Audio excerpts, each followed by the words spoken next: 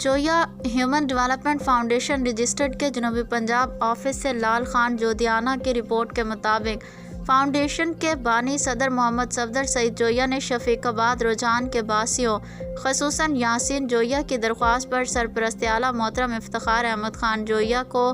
گاؤں میں filter plant لگانے کی استدعا کی، جو انہوں نے منظور کرتے ہوئے کمپنی کو فلٹر پلانٹ لگانے کا آرڈر دیا۔ آج اللہ پاک کے فضل و کرم سے بستی شفیق آباد، تحصیل رجحان، ضلع راجن پور میں پینے کے صاف پانی کی فراہمی کے لیے جدید ترین RO واٹر فلٹریشن پلانٹ نصب کر دیا گیا ہے، جس سے بستی کے لوگ مستفید ہوں گے۔ اس موقع پر بستی کے مقامی لوگوں نے سرپرست اعلیٰ جویا ہیومن ڈیولپمنٹ فاؤنڈیشن رجسٹرڈ محترم افتخار احمد خان جویا اور مرکزی عہدیداران کا تہہ دل سے شکریہ ادا کرتے ہوئے کہا کہ ہمیں ان کی بدولت اللہ تعالیٰ نے صاف پانی جیسی بڑی نعمت سے نوازا ہے۔